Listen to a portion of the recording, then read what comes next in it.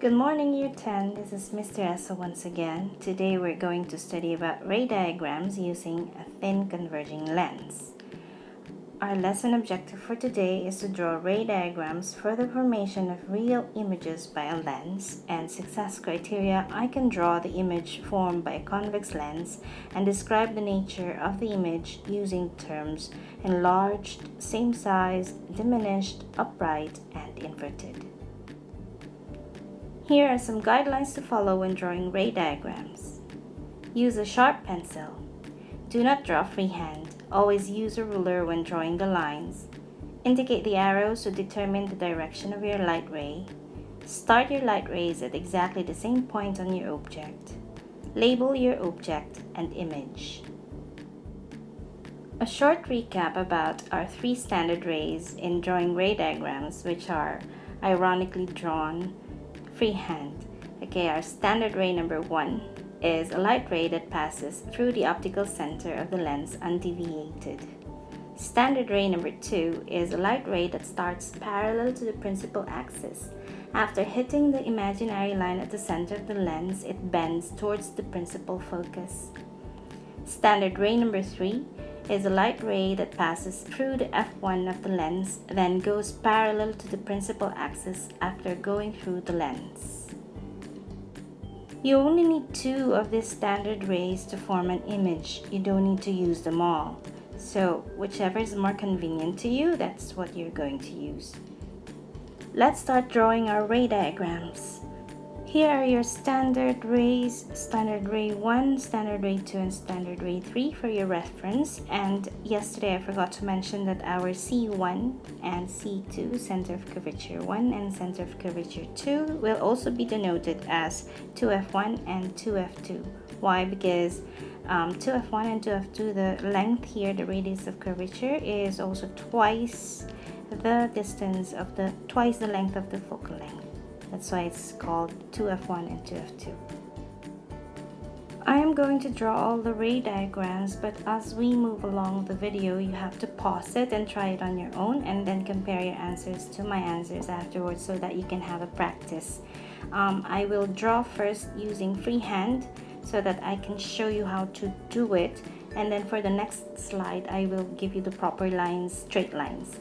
Okay, so for the first one, we have the first position over here, which is beyond 2F1. I'm going to use standard ray 1 and standard ray 2 because it's more convenient for me. Now I'm going to use a freehand in drawing. So first, I'm going to use the standard ray 1. It mentioned that I will start my light ray from the top of the arrow. Okay, so standard ray 1 says that it has to go to the optical center undeviated like this. So let me do that again. Okay, I will start here on the top of the arrow, and then it will go through the optical center undeviated. Be sure that you will hit the optical center precisely. And I'm gonna draw arrow to indicate the direction of my light ray. This is my object. I have to label it according to the guidelines earlier. Now I'm gonna use standard ray 2 for my next line. I need 2 lines so that I can have an intersection. So this one mentions that I have to draw parallel first to the principal axis, draw the arrows for the direction, and where I stopped over here, it's where I should begin the next one also. So according to standard ray number 2, it says that it has to go to F2. It will go to the principal focus. So I will draw. I have to hit that precisely. If I have my ruler, then I could hit that precisely. You have to make sure that you have to hit that precisely after when you're drawing your ray diagrams. Now here is my intersection. I'm gonna use another color of a pen to draw my image. The head of my arrow will be at the intersection of my 2 light rays, and then this is my image. I'm going to label it, okay, according to the guidelines. So this is how you are going to do your ray diagram of an object beyond 2F1 position, beyond 2F1. So I'm going to show you the proper one now for the next slide. Here is an object beyond 2F1. I use standard ray number 1 and then standard ray number 2. they met at a certain point, and that's where my image should be. Now I'm going to label it object and image. Now I'm going to write the nature of my image. Okay, so we mentioned yesterday that wherever your object is, that's where your virtual side will be, and wherever the other side will automatically be your real side, real. Now, what is the nature of my image? Okay, let me just write that. My image is in the real side, so it's real. If it's real, I mentioned it's always inverted. Okay, now how about the size of my image? Is it larger or smaller than the object? So it is smaller according to this, therefore I have to say that it is diminished. Okay, diminished. So that's the nature of my object. It is real, it is inverted, and it's diminished. Now if they ask you where can you find your images, then you can say between f2, the principal focus, and to f2. Only when they ask you where can you find it. So here is the nature of my image, and here is the proper ray diagram. Now the next position of our object is at 2f1. As you can see, our arrow is situated at 2f1 above the principal axis. I'm still going to use standard ray 1 and standard ray 2 because it's more convenient for me. So I'm going to start at the top of my arrow like this. Okay, it has to be precisely done at the top of the arrow, and then my standard ray 1 states that I have to draw through the optical center like this. And then the standard ray 2 indicates that I have to start at the top of my arrow also, parallel first to the principal axis, and then it will go to F2 this way. Now they are supposed to meet over here. Okay, so I'm gonna use another color. Let's try another color, not this one. So here is my image. So this is my object, and here is my image. Okay, as you can see, the arrows are indicated also. So that's the rough representation of the image formed by an object positioned at 2f1. I'm going to show you the proper one at the next slide. Here is our image at 2f1. First, standard ray number 1 is there, and then standard ray number 2, and then they form the image is formed at 2f2, exactly at 2f2. So an image formed at 2f2 is always produced by an object which is situated at 2f1. Now I'm gonna tell you the nature of the image. So here is our virtual side still, and this is our real side. So as you can see, this is still real, and if it's real, it's always inverted. Okay, and how about the size? Is it diminished? Is it magnified or enlarged?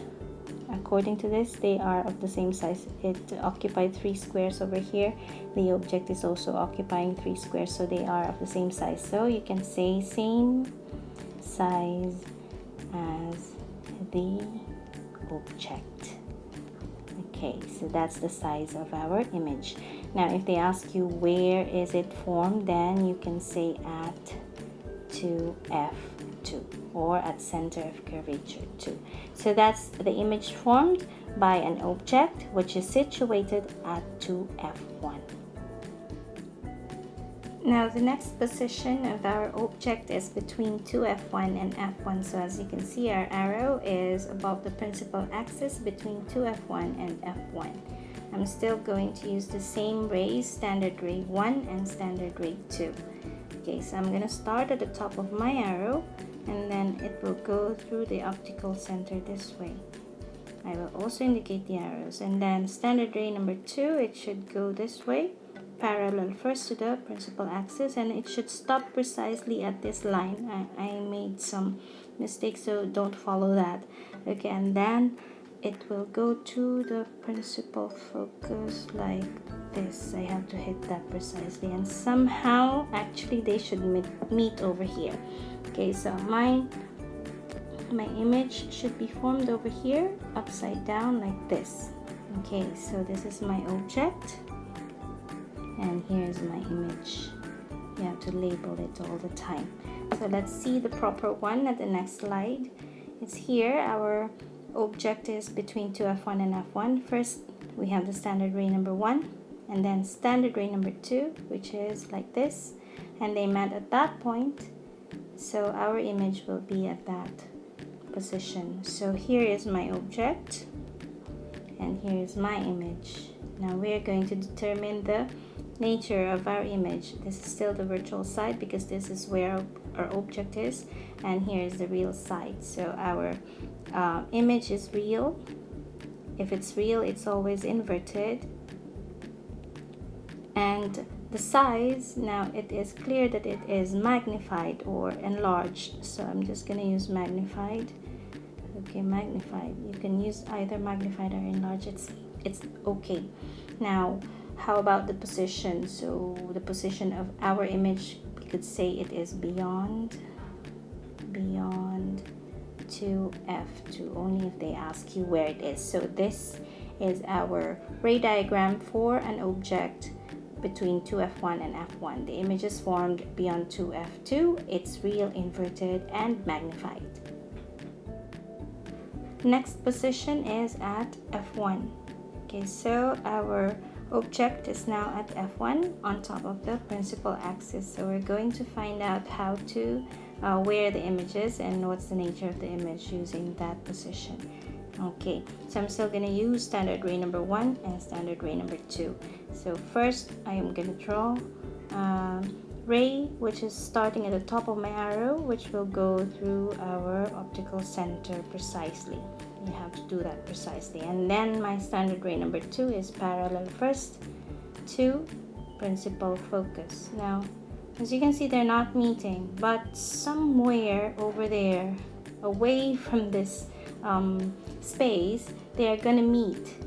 Okay, so as you can imagine, if they're going to meet somewhere far away, then that will be a very, very large, extremely large object, enlarged, extremely enlarged image. Sorry. Okay, so I'm going to show you the proper one at the next slide over here.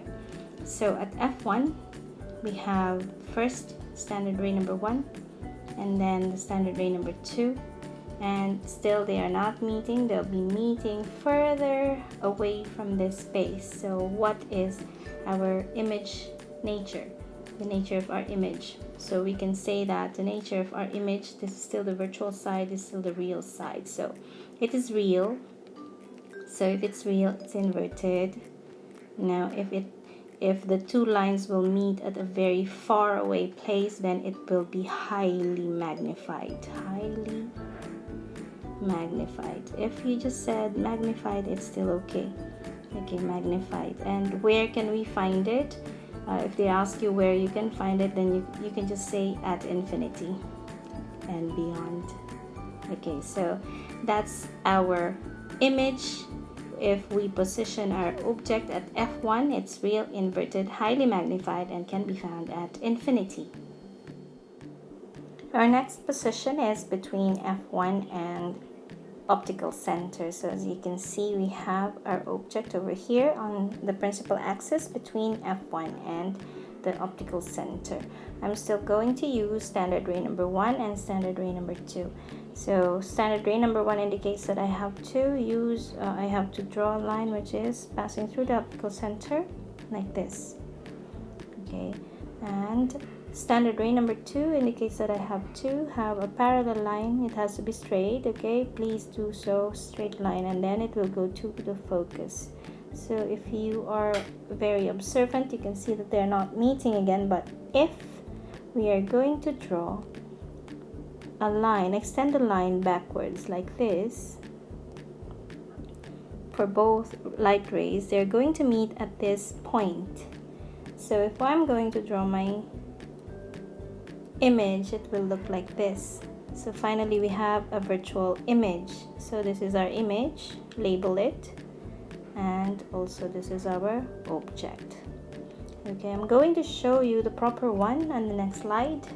So that's our object between F1 and the optical center. Standard ray number 1, standard ray number 2. They're not meeting, so you have to extend the line backwards, and they're going to meet at that point. which our image will be formed. Nature of our object, we can say that now this is the virtual side, right? And this is the real side. This is our object, and here is our image over here. So our image is virtual for the first time, virtual, and if it's virtual, it's always upright, the right side up. And what's the size? As you can see, comparing to our object, it is enlarged or magnified. Okay, we are going to use magnified. And then if they'll ask you where your image is, you can say same side as the object. Okay, so that's the nature of our image formed. It's virtual, it's upright, it's magnified, and it can be found the same side as the object. This is the part, this is when we are going to use the optical lens as a magnifying glass. The position of the object that we're looking at is actually between the focus and the optical center, and then we will see a magnified image of something that we're looking at. So that's it for this position. Now, what if our object is positioned at infinity from the lens? So if we have this one, we can just use standard ray number 2.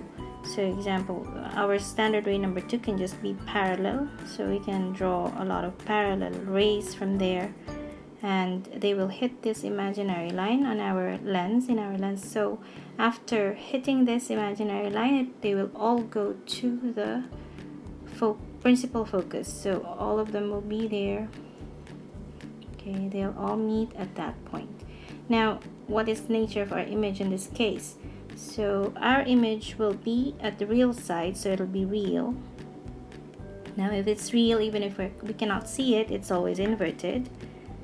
And now how about the size? The size will be point size. We can say that it is point sized, or you can say highly diminished. Now if they ask you where the position is, it will be at f2. Okay, so that's it for the position of the image formed when our object is at infinity.